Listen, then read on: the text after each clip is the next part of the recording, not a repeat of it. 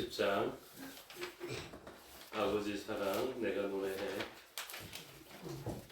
찬양드리겠습니다. 320장입니다. 아버지 사랑 내가 노래해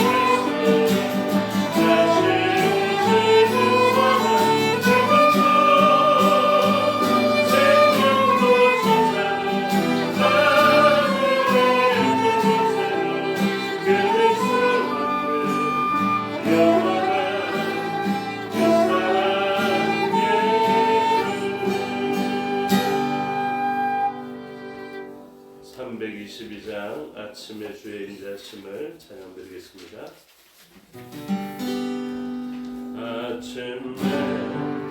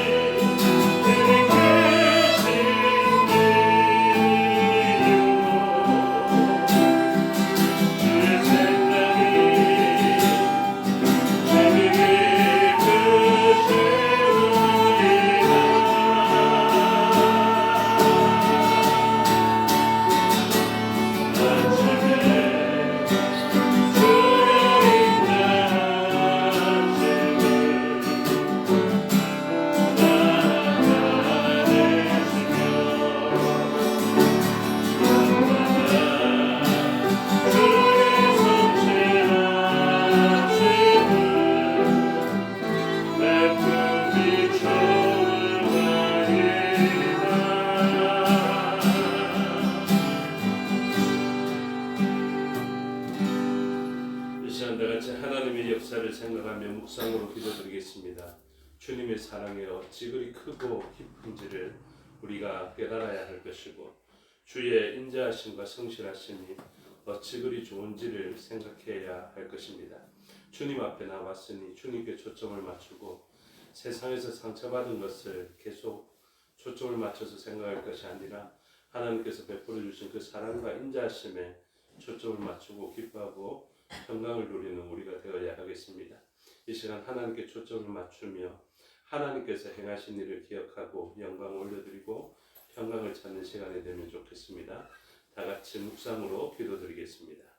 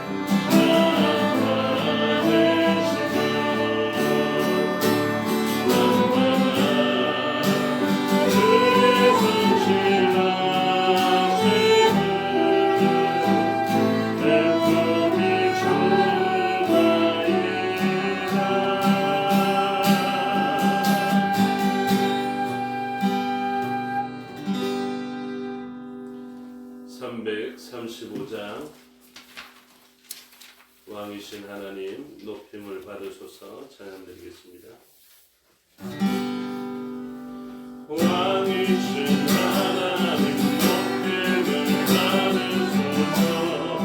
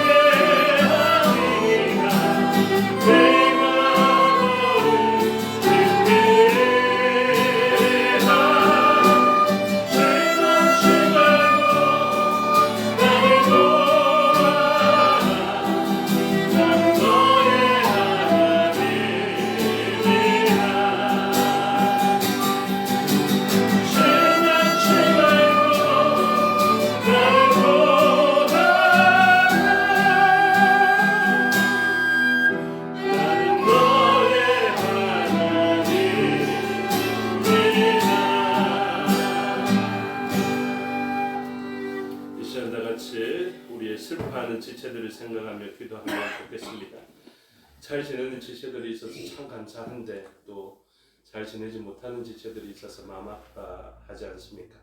이 시간 우리의 아픔을 하나님께 올려드리며 그들을 위하여서 중보하고 도구하며 간구하는 시간이 되면 좋겠습니다. 특별히 오늘 또 병원에 입원하여서 내일 그 핀을 뽑게 되는 박선영 집사님이 있습니다. 가벼운 것이라 하지만 사실은 그 일을 당하면 참 두려움이 있는 것을 부인할 수 없습니다. 우리들의 기도가 능력이 있어서 그 두려움을 떨쳐내고 하나님께 소망을 두고 그 일을 잘 감당할 수 있게 해달라고 기도해 주시고, 또 어버이날이라서 우리가 또 어버이들을 생각하며 또 마음 한편에 또 무거운 마음을 가지게 되는데, 내일은 이일성 권사님 생신이더라고요. 그러니까 위에서 우리가 많이 기도하지 못하는데 특별히 이일성 권사님과 같으신 분, 또 이일성 권사님을 위해서 기도하는 그런 시간이 되면 좋겠습니다. 우리 지체들이 어려운 형편을 두고 기도하되, 특별히 시술을 앞두고 있는 박선영 집사님과 또 이일성 권사님을 위해서 기도해 주시면 좋겠습니다. 다 같이 기도드리겠습니다.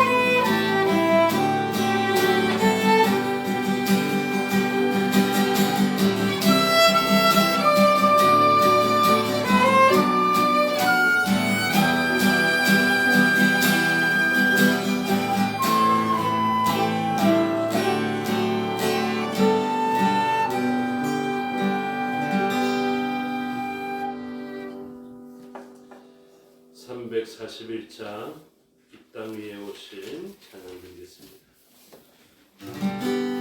341장입니다.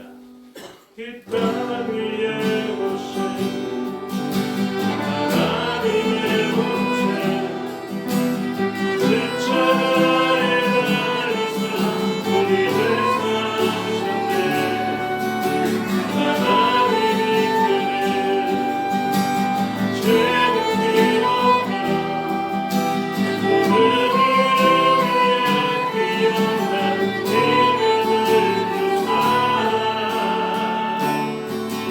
우리 예수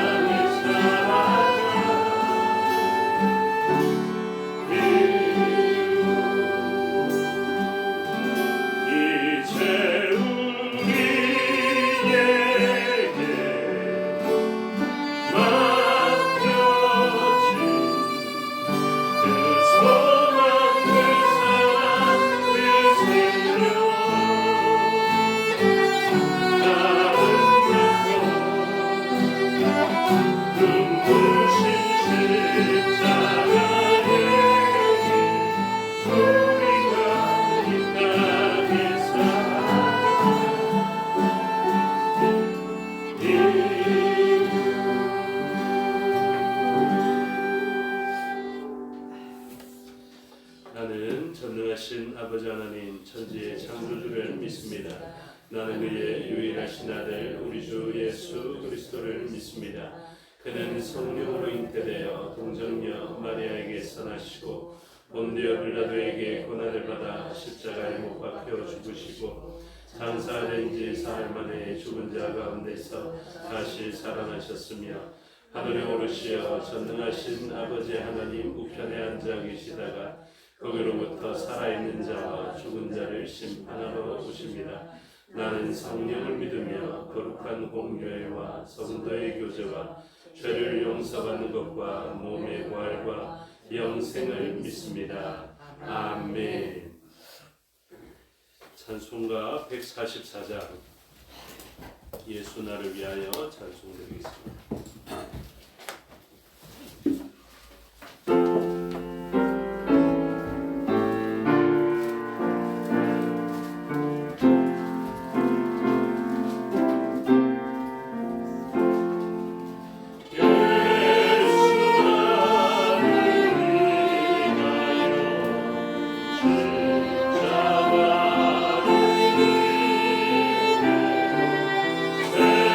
세상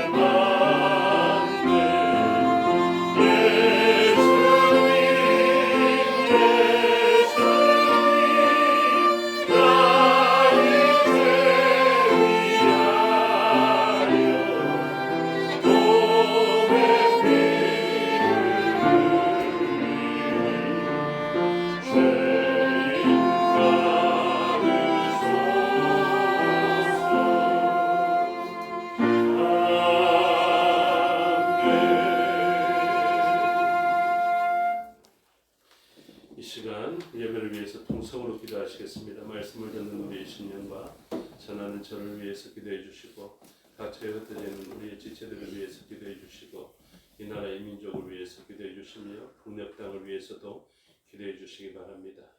또한 선교지와 선교사를 위해서도 기도하는 시간 되면 좋겠습니다. 다 같이 통성으로 기도하시겠습니다. 아버지 하나님 은혜와 사랑을 감사합니다. 예배자로 불러주시고 하나님의 주권의 말씀을 듣는 하나님의 백성되게 하여 주시니 감사합니다. 하나님의 통치를 사모하는 마음으로 이 자리에 싸우는 말씀을 해주시고 성령 하나님께서 그 말씀을 알게 하여 주시고 또한 삶의 자리에서 율법의 준수와 같이 우리는 생명의 법이 되시는 성령 하나님의 요구에 따라 살아야 할 힘과 능력을 얻는 시간 되게 하여 주시옵소서. 주의 명기도 응답하여 주시고 하나님 말씀과는 온전히 드러내게 해주시고 그 말씀으로 전하는 자와 듣는 자가 함께 복을 누리게 하여 주시옵소서. 각처에 흩어져 있는 우리의 지체들 영혼까지 가무치 못한 지체들도 있고 거리로 떨어져 있는 지체들도 있사오니 하나님 함께 해주소서. 하나님의 그 신비로운 연합으로 말미암아 우리가 하나님께 하여 주시옵고 사랑으로 하나님께 하여 주시옵며 무엇보다도 연약한 지체들이 주님으로 말미암아 힘을 얻게 되는 능력이 생길 수 있도록 우리가 그들로서 도구하고 충고할 수 있도록 은혜 내려 주시옵소서. 이 나라의 민족 불쌍히 하여 주시고 하나님의 통치를 닮아가기를 소원하는 자라 되게 하여 주시옵고 연수한 자부터 영원한 자까지 하나님을 경외하며 특별히 위정자들과 지도자들이 하나님을 경외하며 그들의 삶의 자리에 맡겨진 사명을 감당하는 자 되게 하여 주셔서 이 나라의 통치가 하나님의 다스림과 가장 유사할 수 있도록 은혜 내려 주시옵소서. 하나님의 나라의 완전한 성함이 이곳에서는 이루어질 수 없겠으나 하나님 기뻐하시는 삶을 살아갈 수 있는 나라 되게 하여 주시옵고 백성 되게 하여 주셔서 하나님을 경외하고 하나님의 말씀대로 살기를 소원하는 주의 나라 되게 하여 주시옵고 맡겨진 사명 가운데 선교지로 가라앉는 주의 백성들도 있었사오니 하나님께서 기억하여 주시고 그들에게 능력 베풀어 주셔서 그곳에 하나님의 나라와 하나님의 이름을 세우게 하여 주시옵고 능력 당하시는 그 놀라운 역사에 일어날 수 있도록 은혜 내려 주시옵소서. 이 시간도 맡겨드리니 주장하여 주시고 홀로 영광받아 주시옵소서. 감사드리며 예수 그리스도 이름으로 기도드리옵나이다. 감사합니다. 하나님 말씀 보시겠습니다. 사무엘하 12장입니다. 사무엘하 12장 전체의 내용을 교독하겠습니다. 사무엘하 12장입니다. 여호와께서 나단을 다윗에게 보내시니 그가 다윗에게 가서 그에게 이르되 한 성읍에 두 사람이 있는데 한 사람은 과하고 한 사람은 가난하니 가난한 사람은 아무것도 없고 자기가 사서 기르는 작은 암양새끼 한 마리뿐이라. 그 암양새끼는 그와 그의 자식과 함께 자라며 그가 먹는 것을 먹으며 그의 잔으로 마시며 그의 품에 누움으로 그에게 딸처럼 되었거늘 어떤 행인이 그 자에게 내자 자기의 용품을 내며 자기의 양과 소를 아껴 잡지 아니하고 가난한 사람의 양식을 빼앗아 자기에게 온 사람을 위하여 잡나이다 하니 다윗이 그 사람으로 말미암아 노하여 나단에게 이르되 여호와의 살아계심을 두고 맹세하노니 이 일을 행한 그 사람은 마땅히 죽을 자라. 그가 불쌍히 여기지 아니하고 이런 일을 행하였으니 그 양식을 내가 갚아줘야 하리라.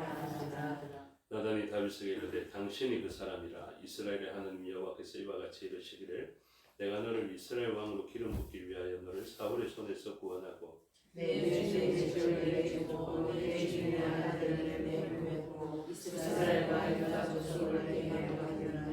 만일 그것이 부족하였을 것 같으면 내가 내게 이것저것을 더 줬으리라. 그런데 어찌하여 내가 여호와의 말씀을 업신여기고 나보기에 악을 행하였느냐. 내가 칼로 햇 사람 우리아를 치되 암몬 자손의 칼로 죽이고 그의 아내를 빼앗아 내 아내로 삼았도다.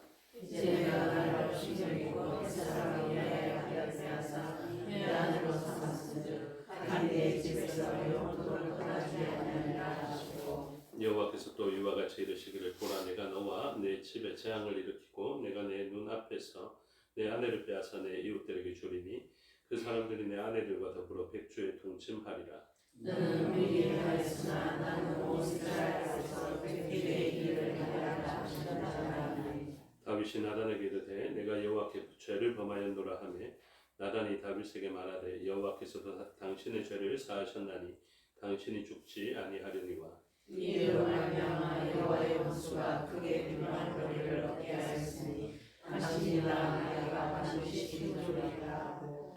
나단이 자기 집으로 돌아가니라. 우리아의 아내가 다윗에게 낳은 아이를 여호와께서 치심에 심히 앓는지라. 다시 그 아이를 위하여 하나님께 간구하되 다시 묵시하고 안에 들어가서 밤새도록 땅에 엎드렸으니. 그 집의 늙은 자들이 그 곁에 서서 다윗을 땅에서 일으키려 하되 왕이 듣지 아니하고 그들과 더불어 먹지도 아니하더라. 이르되 그 아이가 죽으나 그러나 다윗의 신하들이 아이가 죽었을 왕에게 하기를 두려워하니 이는 그들이 말하기를 아이가 살았을 때에 우리가 그에게 말하여도 왕이 그 말을 듣지 아니하시나니 어떻게 그 아이가 죽은 것을 그에게 알 수 있으며 왕이 상심하시리라 하니라.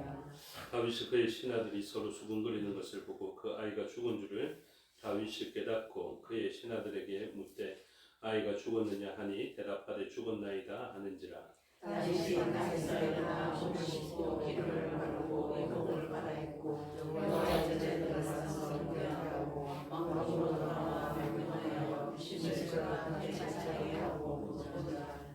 그의 신하들이 그에게 이르되 아이가 살았을 때에는 그를 위하여 금식하고 우시더니 죽은 후에는 일어나서 잡수시니 이 일이 어찌 됨이니까 하니.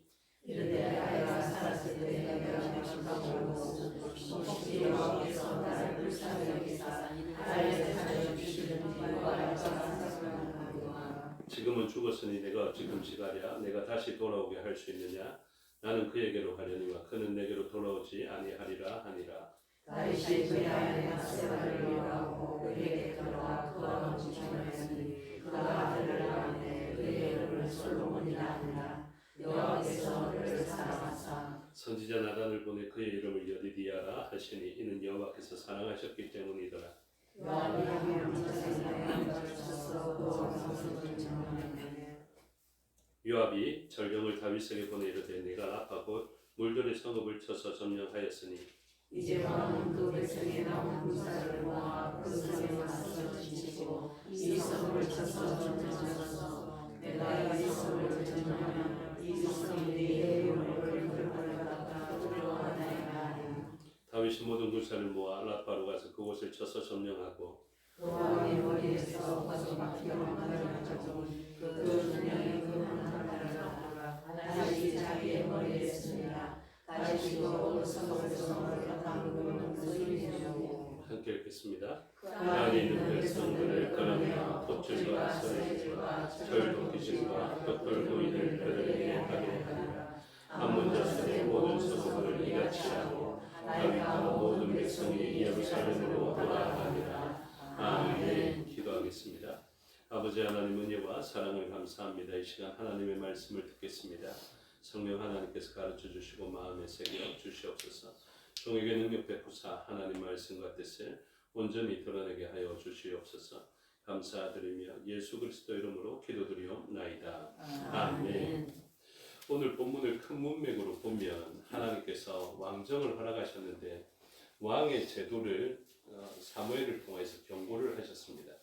그 경고의 주된 내용은 세상의 왕들과 같은 왕을 너희들이 원하고 있지만 세상의 왕들이 너희들에게 세워지면 너희들에게 소중한 것을 세금으로 받아갈 것이고 너희들의 아들, 딸들을 그의 일꾼으로 사용하게 될 것이고 너희들에게 있는 좋은 것은 그가 가지고 갈 것이다. 이런 것을 이야기했었죠. 그래서 하나님께서 그 왕정을 허락하셨지만 하나님께서 원하시는 왕은 다른 것에 있었습니다. 대표적으로 그 왕의 모습은 순종하는 왕으로서의 모습을 하나님께서는 원하셨습니다. 그래서 하나님께서 원하시는 왕정은 세상의 왕들과 같은 왕이 아니라 하나님의 말씀에 순종하는 왕이 세워지기를 강력히 원하셨다는 것이죠.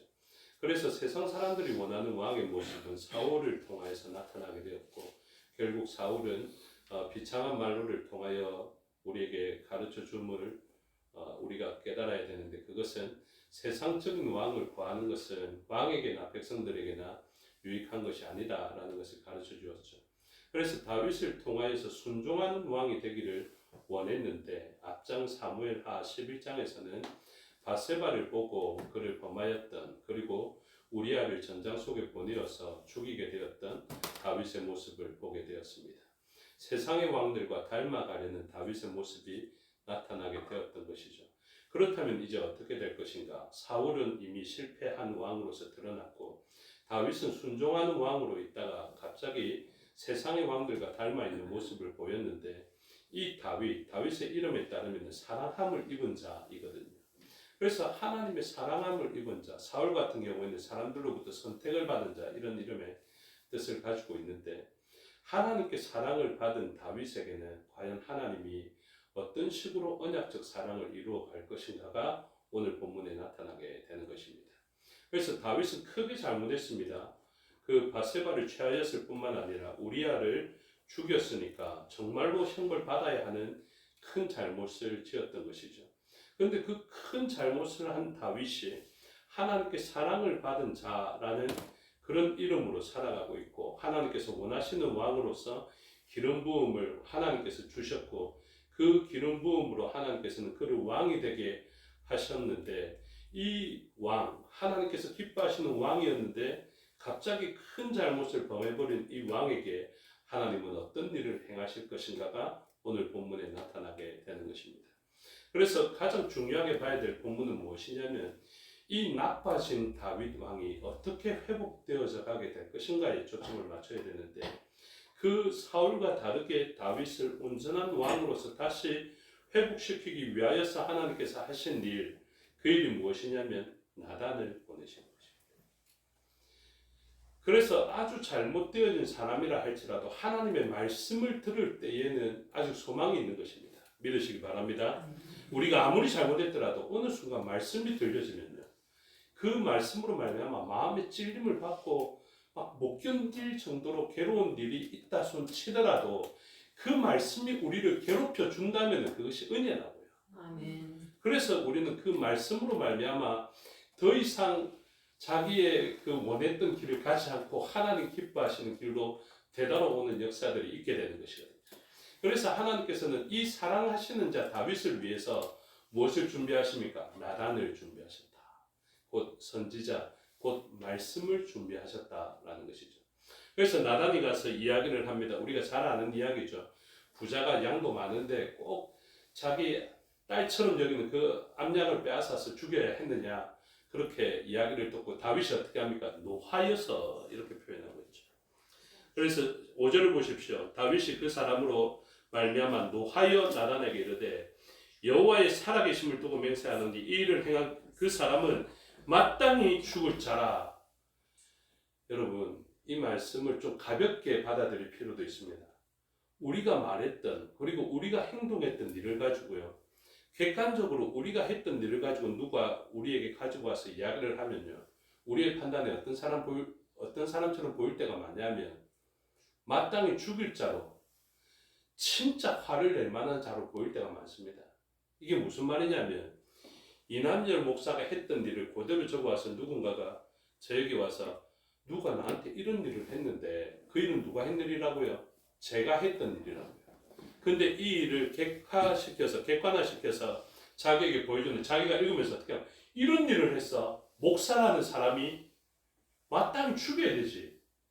파직시키고 파면시켜야 돼. 끝내버려야 돼. 이렇게 하는데 지금 무슨 말 들었습니까? 당신이 그 사람. 여러분, 우리가 그렇게 착하지 않다는 것을 믿으시기 바랍니다. 이것은 믿음의 영역입니다. 우리가 나쁘다니까요. 우리가 정말로 나쁜데 자꾸만 우리는 어떻게 합니까? 다른 사람을 죽일 사람으로 보고 있습니다. 자기를 객관화하지를 못해요. 자기가 얼마나 나쁜 일을 잘 모른다라는 것입니다. 성경에서의 황금률은 그것입니다. 내가 대접을 받고 싶어 하는 대로 남을 대접하라라는 것이거든요. 그런데 우리가 그렇게 살아내지를 못합니다. 우리가 행한 나쁜 일을 그대로 객관화시켜서 우리 앞에 가져다 놓으면 우리가 제일 이상하게 볼 사람이에요. 운전하다 보면 그런 걸 느낍니다. 누가 갑자기 탁 들어오니까 막 화를 내요. 어떻게 저럴 수가 있냐고. 근데 어떻게 합니까? 그 자주 쓰는 문구가 있죠. 당신도 차에서 내리면 보행자입니다. 이 말은 무슨 말입니까? 입장을 바꿔놓고 좀 생각해라 라는 것이죠. 그래서 우리들도 좀 지혜를 얻어야 됩니다. 나를 좀 객관화시켜서 살펴보면 내가 그렇게 좋은 사람은 못 되는 거다.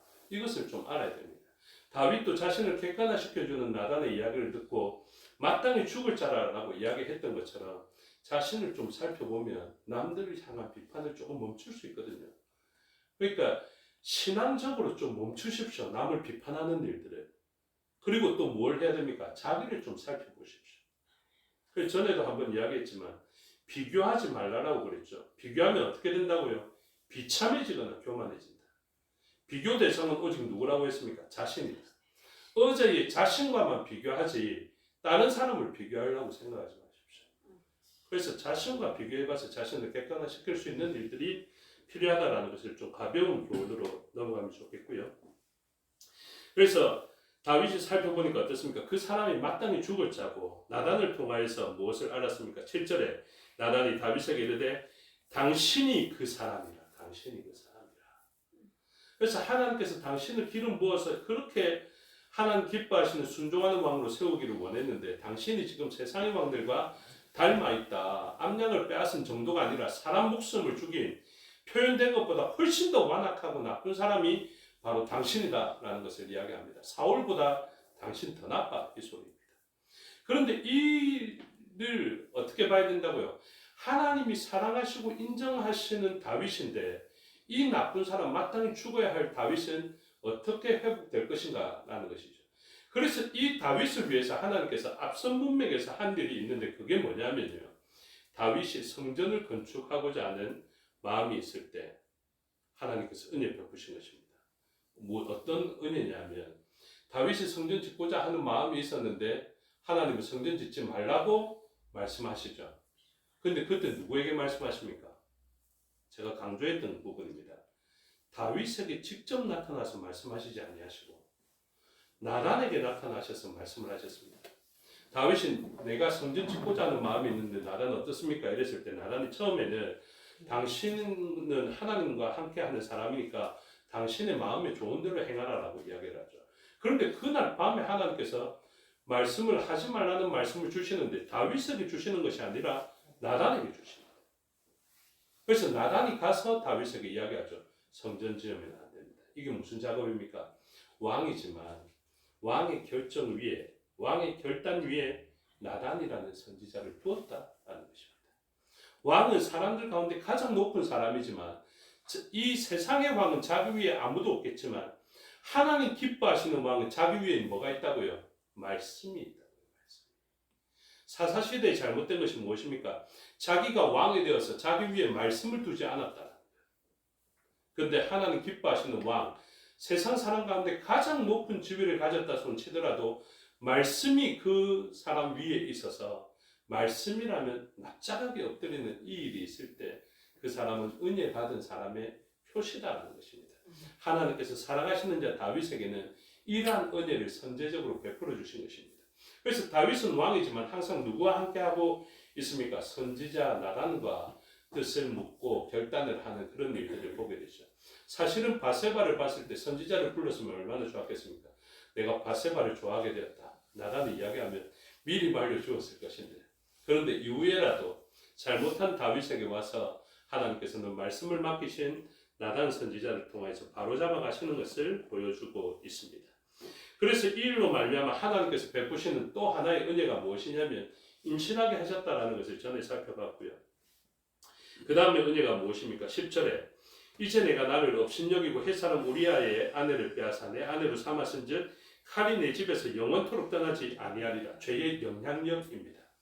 이 죄의 영향력으로 말미암아 다윗은 하나님의 사랑을 받은 자는 무엇합니까? 잘못한 것에 대한 죄에 대한 두려움과 혐오를 가지게 되겠죠. 여러분 하나님께서 우리에게 죄를 혐오하게 만들고 죄로 인하여서 두려움을 가지게 만드시는 것은 은혜입니다. 세상 사람들은요 죄 범해도 나쁜 줄 모릅니다. 우리 보지 않습니까? 사람을 그렇게 많이 죽였는데 뻔뻔스럽게 딱 앞에 서가지고 다시 한번 나한테 또다시 그렇게 한다면 나는 똑같이 그 사람 죽일 거라고. 그렇게 하는 사람에게 무슨 소망이 있습니까? 그렇죠? 그런데 남을 상해했다 손치더라도 제가 실수로 죽였는데 그 남아있는 가족들에게 마음 아파하는 가족들에게 정말로 죄송합니다. 제가 잘못했습니다.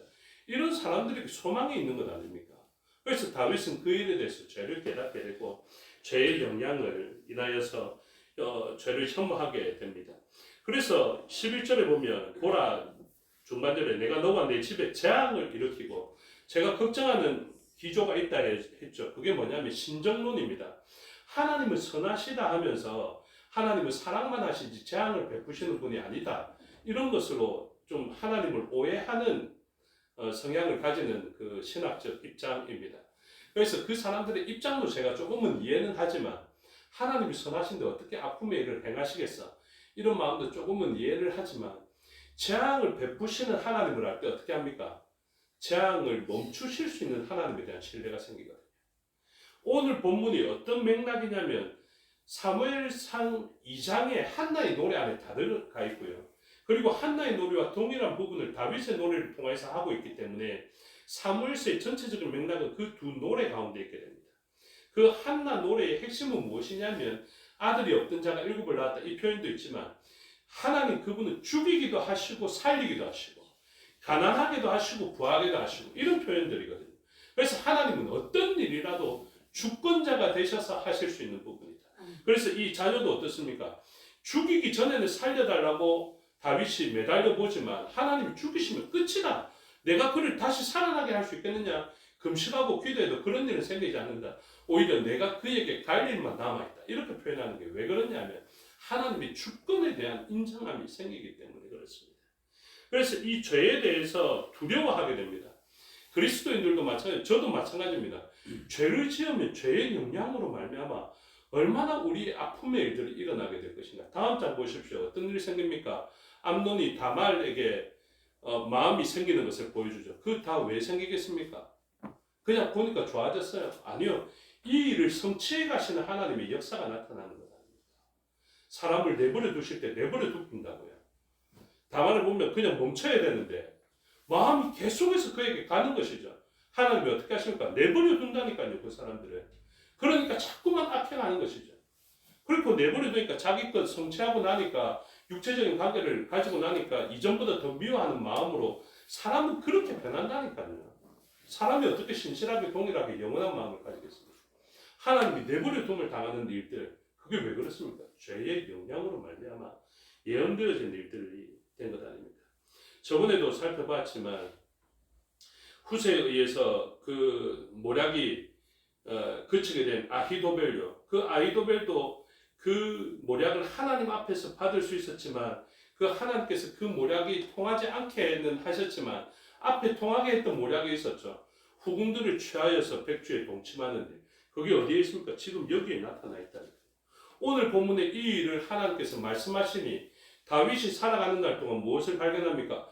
진짜 나란 선지자를 통하여서 나에게 하신 말씀대로 하나님 행하시는 분이시구나. 하나님은 신실하게 행하십니다.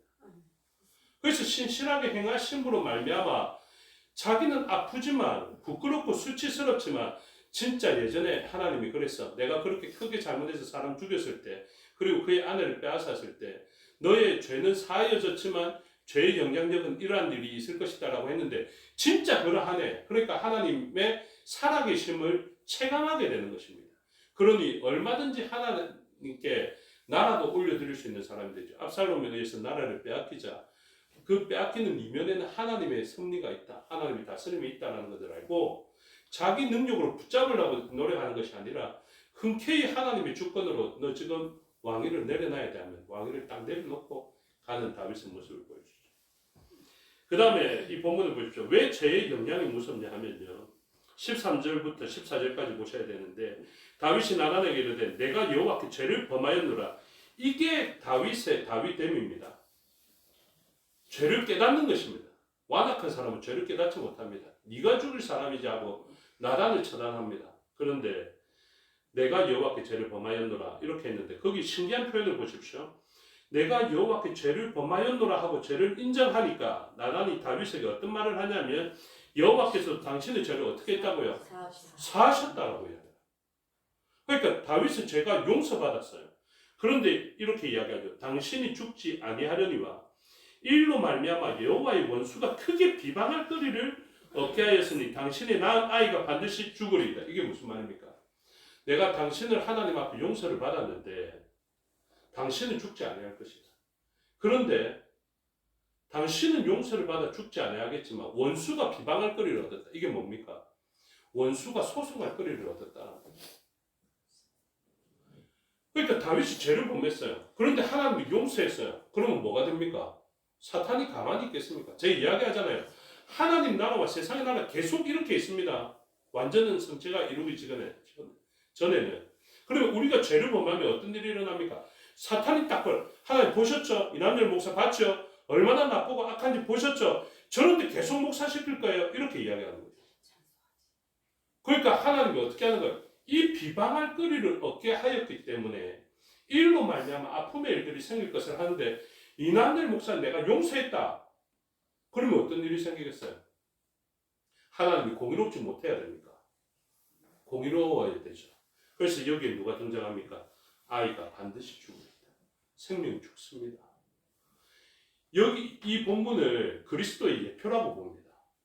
왜 예표를 보냐면 이 아이에게는 없지만은 다윗에게 있는 게 있죠. 다윗에게는 수풀에 걸린 그 순양의 대속함이 있습니다. 그렇죠? 대신 피 흘려 죽는 이가 있습니다. 근데 이 아이에게는 없죠. 여호와 이레가 없습니다. 그래서 이 아이의 죽음을 누구의 죽음으로 봅니까?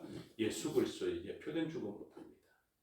그래서 우리들에게는 누가 필요하냐면요. 왕 같은 제사장이 필요합니다. 왕 옆에 율법이 있으면요. 율법으로 말미암아 이 왕은 죽어요. 근데 왕 옆에 누가 있습니까? 제사장이 있으면 대속적 죽음을 흘려놓을 수 있습니다. 이 왕 같은 제사장의 완성형은 예수 그리스도시라서 왕이자 제사장의 역할을 다함으로 친히 자기가 제물이 되어줌으로 이 사람을 살리는 역사, 왕이면서도 이 죽음이 왕과 제사장이 분리되지 않아요. 이 놀라운 연합을 예수 그리스도께서 완성하시는데 다윗은 어떻습니까? 자기 옆에 누가 있어야 된다고요?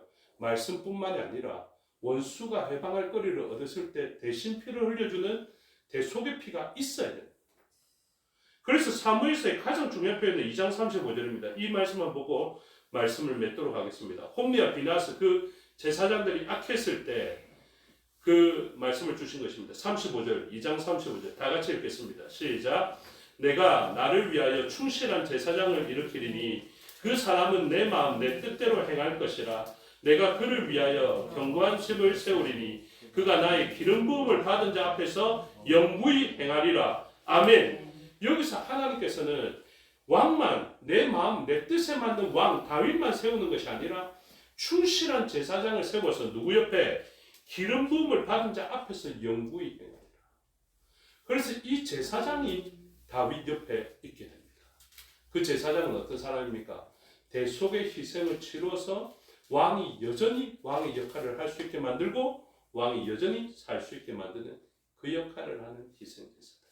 그래서 우리의 삶의 자리에서는 어떤 일들이 일어나야 됩니까? 구원을 베푸는 왕 같은 우리들을 통하여서 우리의 희생을 통하여서 옆 사람이 살아나고 하나님과의 회복이 일어나는 역사들이 일어납니다. 그것을 가장 잘 표현한 성경이 어디냐면요. 에베소서 5장. 남편들이 아내 사랑할 때 나타나는 표현이죠. 여성분들은 그 에베소서 5장에서 기분 나빠서 막 죽습니다. 그렇죠? 남편에게 복종하라 이러니까 요즘 복종하는 사람이 어딨노? 이러면서 그러는데 복종하라는 말씀은 에베소서 5장 21절에 피차 복종하라 이렇게 이야기하고요. 남편들에게는 한 번 더 25절의 말씀이 준다고요. 남편들아 아내 사랑하기를 그리스도께서 교회를 사랑하시고 그 교회를 위하여 자신을 주신같이 하라 이렇게 이야기해요. 자신을 주신같이. 여성분들 복 받은 줄 아십시오. 진짜 복종만 하면 되는데 남자들은 복종할 뿐만 아니라 자신을 그리스도처럼 주어야 된다. 그러니까 어떻게 된다고요? 5장 26절 보면 이는 곧 물로 씻어 말씀으로 깨끗하게 하사 거룩하게 하시고 그들에게 어떤 거룩함이 그 일을 통해서 일어나게 된다는 것을 이야기해요. 오늘 우리들에게 있는 은혜가 바로 그것입니다. 죄가 드러나서 사탄이 회방할 거리를 얻어서 우리를 회방할 때 하나님께서는 어떤 피를 내어놓습니까? 그리스도 예수의 피를 내어놓음으로 공의를 만족시키고 여전히 우리는 살아가게 하시는 은혜 가운데 우리가 있다는 것을 기억하셔서 오늘도 하나님의 사랑함을 입은 다윗에게 베푼 이 은혜가 우리에게 있다는 것을 아시고 오늘도 우리를 여전히 살게 하시는 예수 그리스도의 피의 공로, 그 십자가의 능력을 사모하며 우리도 왕같은 제사장으로 살아가기를 소원하며 서로를 섬기는 삶이 되시기를 주님의 이름으로 축복합니다. 기도하겠습니다. 아버지 하나님 은혜와 사랑을 감사합니다. 우리를 대신하여 죽으신 그 예수 그리스도의 그 피로 말미암아 우리는 살 뿐만 아니라 살릴 수 있는 권능을 얻었습니다. 이제 우리는 남을 죽이는 죄의 영향력으로 살아가지 않게 하여 주시고 남을 살려내는 피의 권능으로 살아가는 저희가 되게 하여 주셔서 왕같은 제사장의 모델을 따라 왕같은 제사장으로 살아가는 저희가 되게 하여 주시옵소서. 감사드리며 예수 그리스도 이름으로 기도드리옵나이다. 아멘. 주께서 가르쳐 주신 기도 드리겠습니다. 하늘에 계신 우리 아버지, 아버지의 이름을 거룩하게 하시며 아버지의 나라가 오게 하시며 아버지의 뜻이 하늘에서와 같이 땅에서도 이루어지게 하소서. 오늘 우리에게 일용할 양식을 주시고 우리가 우리에게 잘못한 사람을 용서하여 준 것 같이 우리 죄를 용서하여 주시고 우리를 시험에 빠지지 않게 하시고 악에서 구하소서. 나라와 권능과 영광이 영원히 아버지의 것입니다. 아멘.